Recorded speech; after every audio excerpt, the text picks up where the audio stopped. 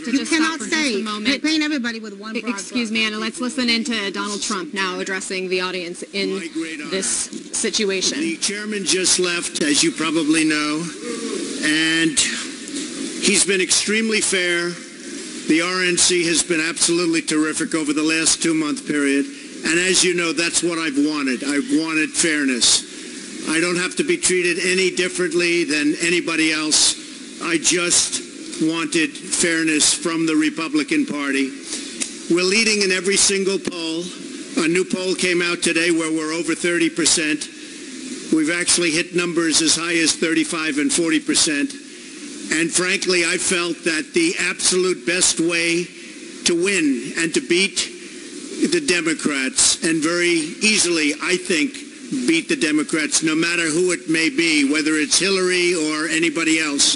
And I think maybe Hillary's going to have a very hard time, frankly, with what's happening,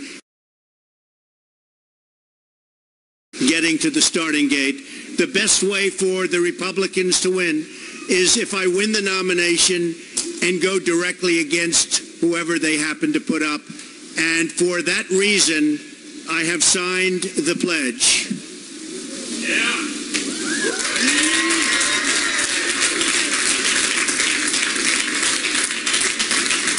So I will be totally pledging my allegiance to the Republican Party and the conservative principles for which it stands, and we will go out and we will fight hard, and we will win. We will win. And most importantly, we will make our country great again, because that's what it's all about. We have to make our country great again. With that, are there any questions?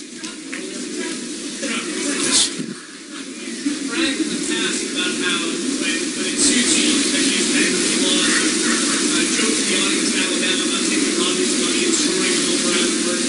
Why would anyone think this pledge means anything? This is a self-funded campaign. We have our heart in it. We have our soul in it. I don't need money. I don't want money. And this is going to be a campaign like I think no other. I'm not controlled by lobbyists. I'm not controlled by anybody. I'm controlled by the people of the country in order to make our country great again. Yes, sir. What did you get? Because you're a great negotiator and talk about it all the time. You say you got fairness, but the process really has to be done. Yeah, I got nothing. All I have, I really got nothing. What the question was, what did I get for signing the pledge? Absolutely nothing, other than the assurance that I would be treated fairly. And I've seen that over the last 2 months, but they really have been very fair. Is there a right to change your mind? No, I have no intention of changing my mind. What changed over the past several weeks? You didn't want to raise your hand? Well, I think the big thing, Dana, that's changed is, and it's been obvious to all, number one, after I announced, we went up like a rocket ship. Nobody thought I was going to run, and they said, oh, he won't run, and he won't put in his papers, and he won't do all of this. I did that. The papers in terms of the company turned out to be spectacular. It's a great company. I built a great company. And all of the other papers have turned out to be very well received. And I think the thing that changed is the fact that I went to number one place very quickly after I signed, and after I, in this building, notified everybody that I'd be running for president. So I think the biggest thing is that I went early to number one, and the RNC has treated me with great respect. So that was very important. Yes. No, I see no circumstances under which I would tear up that pledge. Governor Christie today said that you are self-consumed and that he didn't need Ryan's previous to come and meet with him to beg him to sign the pledge. Well, you don't have to be met when you're at 2%. It's one of those things. That's the way life works. And I like Governor Christie, by the way.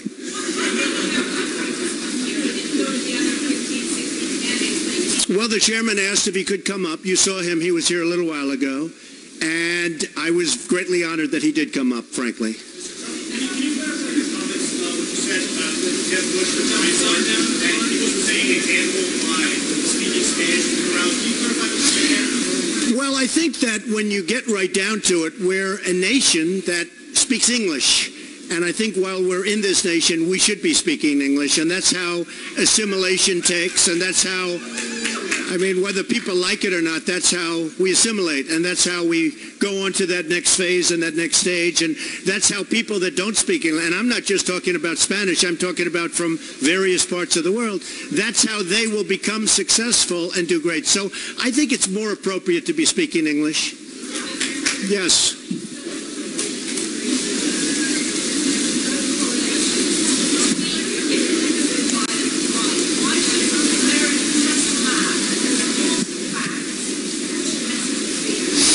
Well, one of the things I want to do, and I feel very strongly, it's a country based on borders, and our country is based on laws. And when people come into the country illegally, we should not allow that. And this is not from South America, this is not from Mexico, this is from all over the world. When people come illegally, we cannot allow that. And I want people to come legally. I want very much to take care of our border, because our southern border is a total mess. That's been proven. And interestingly, a couple of months ago when I announced, I made some very strong statements about the crime and the problems that were happening, and I've been proven right. And many of the people in this audience actually have apologized to me, which I very much appreciate. Of course, they haven't done it publicly, but these are minor details. Someday they will. The fact is that we are a nation that wants and needs borders. We're a nation that wants and needs and is based on laws. And we will make sure that that takes place. With that being said, I want people to come into our country legally. I want to have a big, fat, beautiful, open door. I want people of great talent to come in for Silicon Valley. I want engineers. I want physicists. I want people with great talent to come into the United States. When people graduate from college, you can be number one in your class at Harvard, or number one at Yale, or the Wharton School of Finance, or Princeton, or Stanford. And immediately, if you're not a citizen of the United States, you get thrown out of the country. We want those people to stay. We want people of great talent to be in the United States, to work here, and ultimately to become a citizen.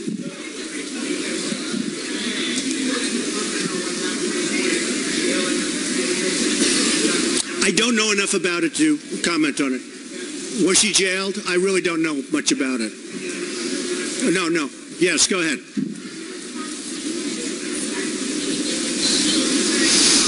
That's absolutely false. I win at golf. I win at golf. That I can tell you. Yes.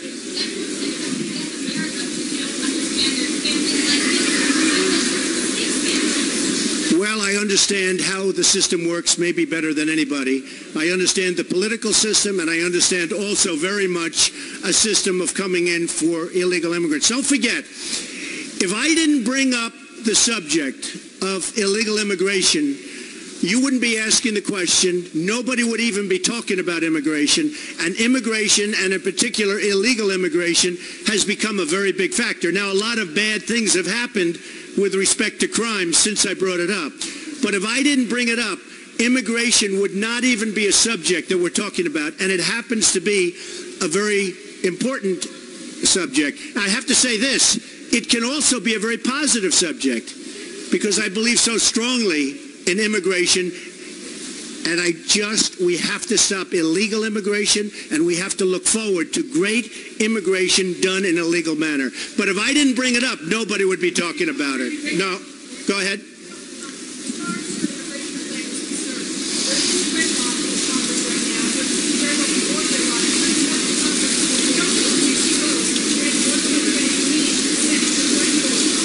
Well, there is gridlock in Congress right now, and that's because there's no leadership at the top. You have to be able to lead.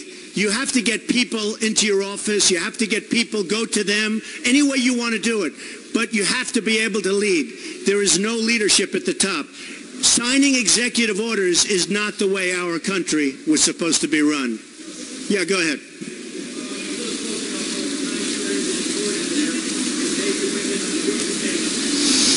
I don't want to talk about that here. It's inappropriate.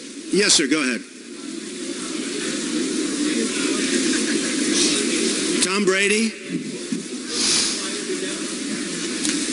Well, Tom Brady is a very good friend of mine. He's a great guy. For those of you that don't know him, he's a very honorable guy and an honest guy and a truly great athlete. He is really a very good friend of mine, and I just spoke to him a little while ago. He's so thrilled and so happy. Tom Brady, I think what they've done is terrible, and he's been exonerated, as I understand it, because I just heard about it. But I'm very happy for Tom. As far as the commission is concerned, they're having a rough year, let's face it. They're having a very rough year. Yeah, go ahead.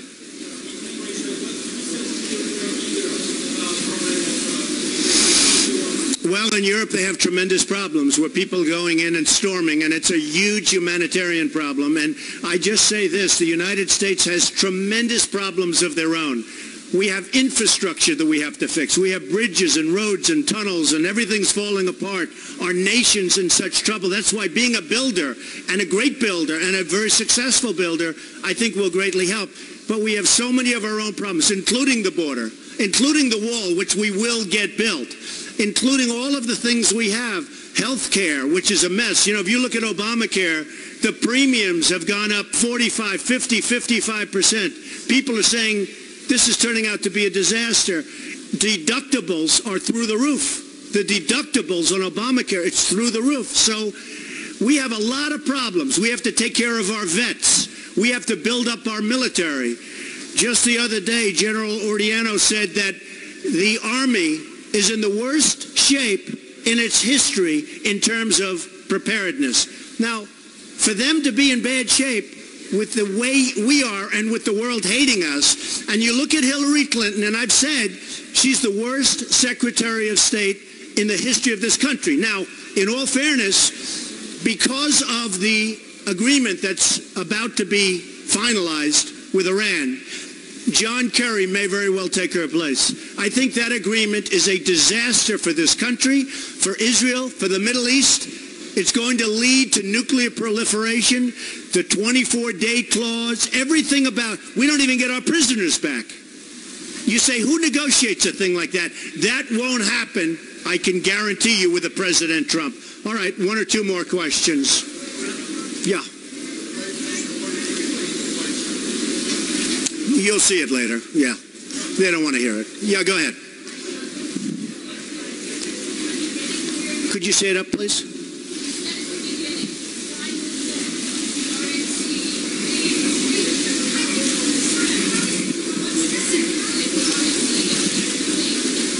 All I want them to do, yeah, and say hello to Rosanna and Greg, okay? Great people. I would say, very simply, I just want to be treated like everybody else. You see, I was always the fair-haired boy. I was a big contributor. Nobody knows the system, but I was on the other side. And I was the elite. I was the fair-haired person. Once I ran, all of a sudden, I was a little bit of an outsider. I became an outsider because I was running, because I wasn't supposed to run. I'm this businessman that people have given me great credit as being a great businessman, but I'm not supposed to be running for office. The fact is that our country is being killed on trade by China, by Japan, by Mexico, both at the border and on trade. And I'm not knocking those countries. Their leaders are much, much smarter than our leaders. They are absolutely killing us. China, taking our jobs, taking our money, taking our base. And think of this. We owe China $1.4 trillion. And we're paying them interest. We owe Japan, with all of the cars coming in, the same amount, $1.4 trillion. That's like a magic act. They send the cars in, they take our jobs, they do everything, and we owe them money. That's not going to happen with me. It's been a long time. Go.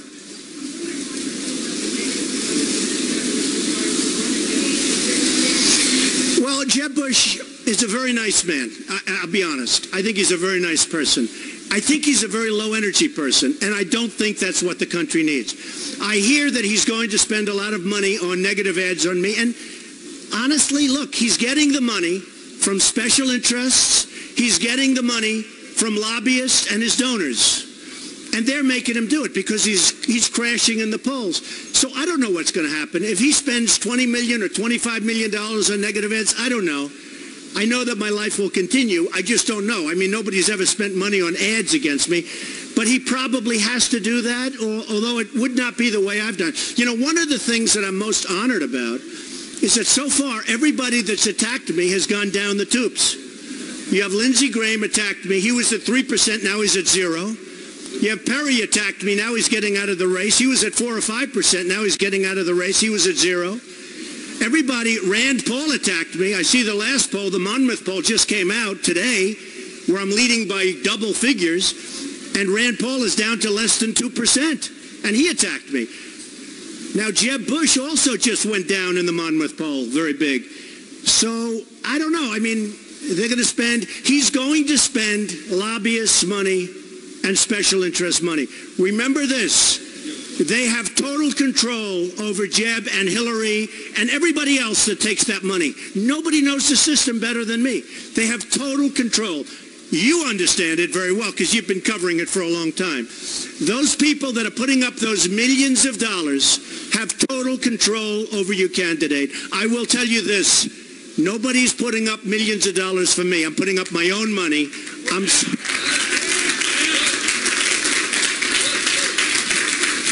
In fact, I feel a little bit foolish. People are offering me millions and millions of dollars. You know, when you're in first place, you can collect so much money. And I keep turning them down. I feel like, am I a fool? I feel very foolish. And when I was in Iowa last week, I said, what do you think? Can I take, one man offered me, a big lobbyist, offered $5 million for my campaign. I said to the crowd in Iowa, great crowd, 4,000 people, I said, can I take it? And will you believe I'm not going to do anything? I promise you, I swear to you, I won't do anything. And they all stood up and said, no, no, don't take it. The fact is, I'm the only self-funder. I'm putting up my own money. I know there have been some super PACs, 5 or 6 super PACs, where people are forming super PACs for Trump. I have nothing to do with them. As you know, you're not allowed to have anything to do with them. So I don't know what they're going to do. Hopefully, if they're going to do something, it's going to be nice, but I don't know anything about them. But just in a nutshell, I'm funding my own campaign, nobody else's. When people advertise, and I hope the voters can see this, every negative ad they see about me is paid for by lobbyists and special interests. So just remember that. Yeah, go ahead.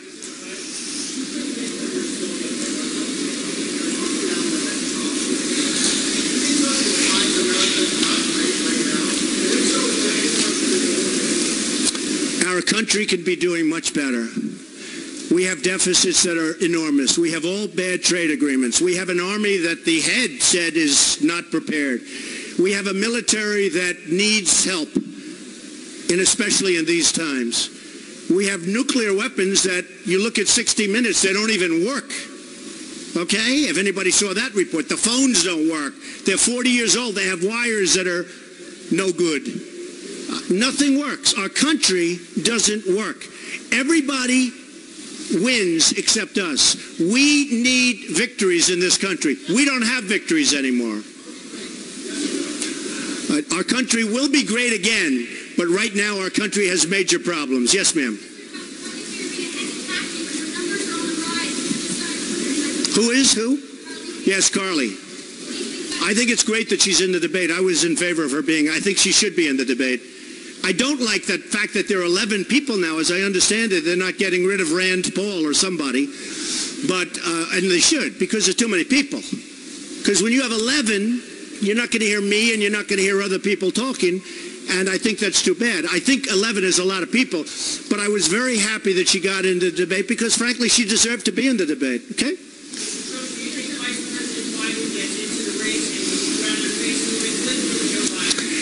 I think maybe he's inclined not to get in the race. I think it's going to depend on what happens with Hillary Clinton. A lot of people think that she will not be able to make it legally from a criminal standpoint to the starting gate. I don't know that to be true. But I think it depends on what happens with her. I think if she gets out, he will get in. I think if she stays in, he might not. Who knows? Bush's campaign manager said yesterday on Twitter, you're tearing apart the GOP. Jeb Bush today on Good Morning America said you don't believe in tolerance. And the RNC chairman did come here, but where is he? Oh, he's not supposed to be here because he was here. He was up in my office, and he got the pledge, and we're very happy about that. We don't want anything. And I told him, I said, I don't know if it's appropriate, Reince, for you to be here because I don't want anything you guys will end up saying he's endorsing Trump. That would be inappropriate for him. So I suggested, frankly, that I'm fine with him not being here because I don't want anybody to think he's endorsing. As far as Jeb is concerned, I watched him this morning on television, and it's a little bit sad. Don't forget, he was supposed to win, and he just doesn't have the energy. But what he does have is a lot of money that was given to him, again, by special interest donors and lobbyists. And I just hope that if he spends money on ads, which he may not, if I were him, I'd spend money on positive ads about himself. Because if he knocks me, assuming people leave, and maybe they're at a point where they're not going to leave because they're fed up with what's happening in this country, but I think they're going to go to people other than Jeb. Yeah, go ahead.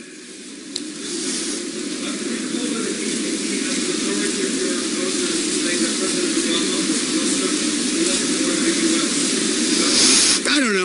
Right now I'm interested in jobs. One thing, and one of the groups, it was actually CNN, I shouldn't say that, but they did a very massive poll, and I came out #1 in leadership, #1 on the economy, #1 in jobs producing, and I don't mean by #1, I mean like #1 by many, many times. And I am so intent on putting people back to work in this country. We have 93 million people that are not in the workforce right now. 93 million. When they give up looking for a job, they take them off the stats. They take them off the statistics. We have 93 million people. We have 50 million people between poverty levels and welfare and all. Our country can be great again. We have to put people back to work. All right, one or two more.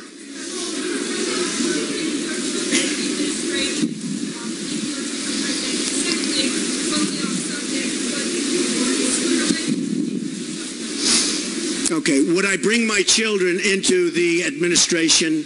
I will tell you they are very capable. The answer is probably not.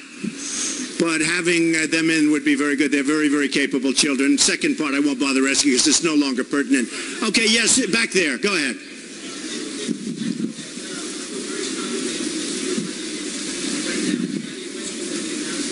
Kanye West, you know what? I'll never say bad about him. You know why? Because he loves Trump. He loves Trump. He goes around saying, Trump is my all-time hero. He says it to everybody. So Kanye West, I love him. Now, maybe in a few years I'll have to run against him. I don't know, so I'll take that back. But you know what? He's been so nice to me. I sort of, you people have sort of seen, because I've been a counterpuncher. I only hit people when they hit me. Only. And Kanye West has been so great. I would never say bad about him because he says such nice things about me.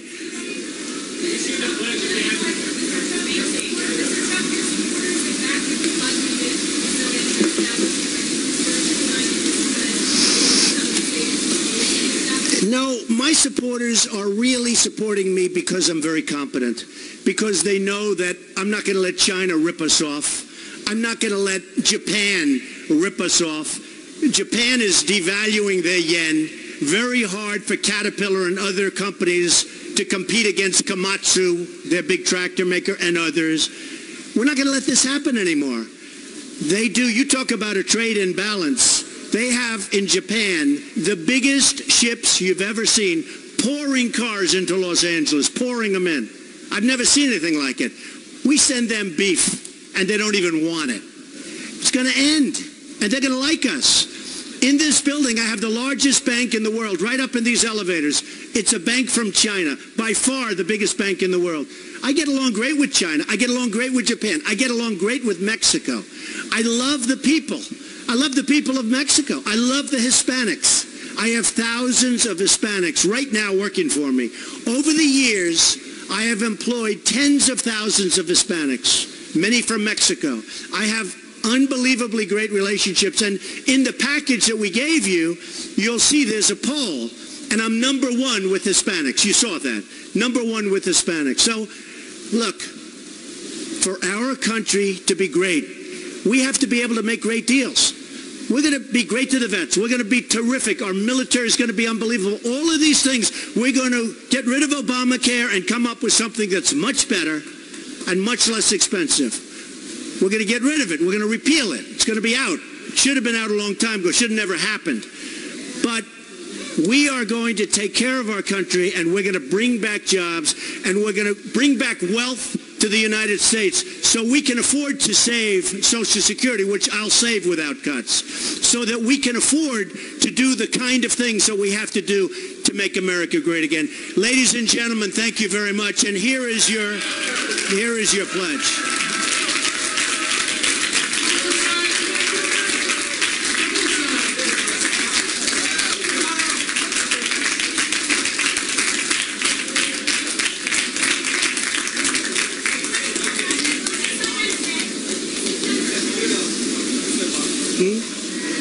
What?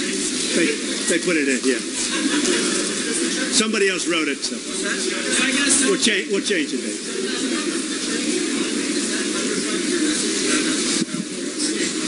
No, it's a bubble waiting to explode. And I've been saying that for a long time. I've been saying what they're doing in China is a bubble waiting to explode. And just remember something, when it's a bubble, we can't be brought down by that bubble. They've done things that caused it. We can't be brought down by that bubble. Thank you, everybody. Thank you. Thank you.